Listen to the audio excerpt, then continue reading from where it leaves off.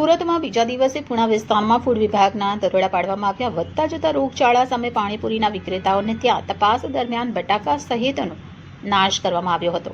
તો હાલ ઉનાળાની ઋતુ શરૂ છે, તેવામાં સુરત શહેરમાં રોગચાળો ન વકરે તે પહેલા શહેરમાં લોકોને ગુણવત્તાયુક્ત ખોરાક મળી રહે તે માટે ફૂડ વિભાગની ટીમ એક્ટિવ થઈ છે, જેને લઈને આજે સુરત મહાનગરપાલિકાની ફૂડ વિભાગની ટીમ દ્વારા પુણા વિસ્તારમાં પાણીપુરી વેચતા ધંધાર્થીઓને ત્યાં દરોડા પાડવામાં આવ્યા હતા, જ્યાં મોટા પ્રમાણમાં અખાદ્ય પદાર્થનો જથ્થો મળી આવ્યો હતો, જેનો આરોગ્ય વિભાગની ટીમ દ્વારા ઘટના સ્થળ પર જ નાશ કરવામાં આવ્યો હતો. તેમજ અખાદ્ય પાણીપુરી વેચતા શખ્સો વિરુદ્ધ ફૂડ વિભાગ દ્વારા વધુ કાર્યવાહી હાથ ધરવામાં આવી.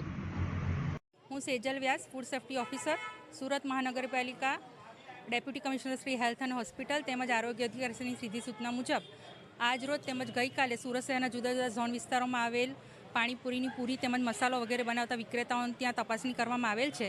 અહીં મળી આવેલ અનહાઇજેનિક કન્ડિશનમાં મળી આવેલ અખાદ્ય પદાર્થોનો નાશ કરી તેમજ તેઓને દંડ કરીને નોટિસ ફટકારવામાં આવેલ છે. અત્યારે આ એરિયામાં આ જગ્યા પર અહીં 25 થી 30 જેટલા વિક્રેતાઓ છે. અહીં અમુક જગ્યાએ પાણીપુરીની પૂરી જમીન પર પડેલી તેમજ અમુક જગ્યાએ બટાકા સડી ગયેલી હાલતમાં તેમજ બટાકા ઉપર અનહાઇજેનિક કન્ડિશનમાં કપડાં ઢાંકેલ હતા એવી કન્ડિશનમાં મળી આવેલ છે. અત્યારે જે આવા અખાદ્ય પદાર્થો મળેલ છે તેનો બધાનો નાશ કરવામાં આવેલ છે.